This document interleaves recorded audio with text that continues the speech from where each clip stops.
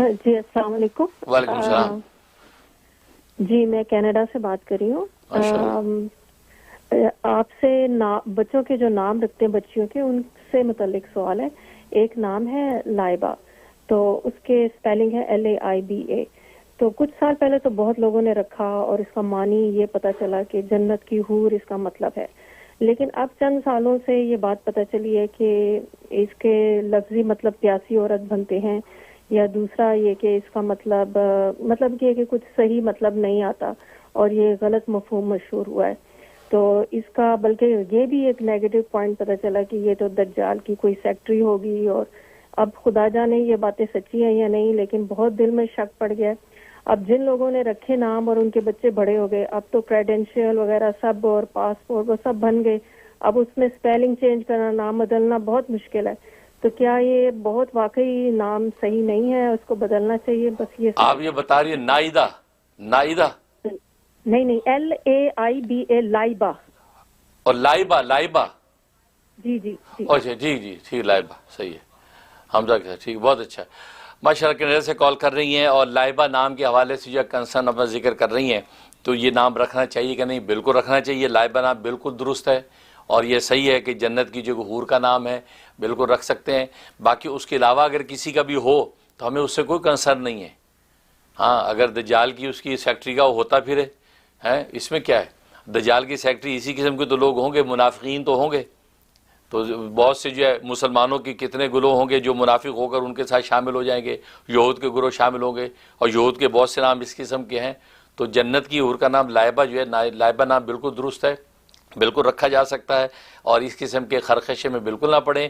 بہت سے ایسے نام ہوتے ہیں جن کے معنی پر اگر غور کریں تو آپ کو ایک دم کچھ تشویش پیدا ہو جائے گی, لیکن دیکھا یہ تو بڑی مقدس ہستی کا نام ہے, یہ تو بہت اونچی شخصیت کا نام ہے, فلاں کا نام ہے.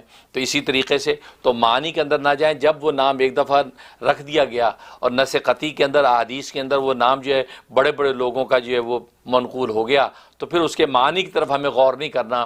بس وہ نام جو ہے جس کا رکھ دیا گیا اور اس کو جو ہے احادیث طیبہ کے اعتبار سے خود نبی پاک صلی اللہ علیہ وسلم نے اس کو قائم و دائم رکھا, تو پھر ہمیں اس کے اندر جو کسی قسم کی تشویش کی ضرورت نہیں ہے. ورنہ تو آپ کل کو حارث نام کے حوالے سے پریشان ہو جائے گی. اب حارث نام ہر دوسرے آدمی کا حارث ہے, ہا حلوے والی الف را ثا حارث, اور حارث اب کہ ابلیس کا نام ہے, ابلیس کا نام حارث ہے. اب آپ کے یہ تو ابلیس کا نام ہم نے کیسے رکھ لیا, لہذا سارے حارث دنیا کے اندر جتنے سارے پریشان ہو جائیں اور وہ یہ کہیں کہ نام ہٹا دے. ایسا کچھ نہیں ہے. بالکل نام جب وہ نص قطعی سے ہو گیا, جبکہ حدیث میں آتا ہے دو نام سچے ہیں اللہ کے نزدیک, ایک حارث اور ایک قاسم, اس کو سچا نام قرار دیا. دوسرے دو نام اللہ کو محبوب ہیں, عبد الرحمن اور عبداللہ اور عبد الرحمن, وہ محبوب ہیں. تو لہٰذا جو ہے اس میں بالکل لائبہ کے حوالے سے بالکل پریشان ہو, نام بالکل صحیح ہے اور جن لوگوں نے رکھا ہے بالکل رکھا جا سکتا ہے. اور یہ آج کے زمانے میں سوشل میڈیا کا دور ہے, طرح طرح کے محقق جو ہے وہ جو مارکیٹ میں آتے ہیں, طرح طرح کی باتیں پھیلا دیتے ہیں. لا علمی کی وجہ سے ایک چیز سنی, بس تھوڑا سا علم آیا تو فوراً اس کو اگل دیا. یہ پتہ نہیں کہ اپنا علم کہاں پہ بگھارنا ہے کہاں نہیں بگھارنا, بھائی یہ فہم نہیں ہے. اس لیے میں ہمیشہ کہا کرتا ہوں کہ 1 من علم کے لیے 10 من عقل کی ضرورت ہوتی ہے کہ اس علم کو ہم نے ڈیلیور کیا کرنا ہے.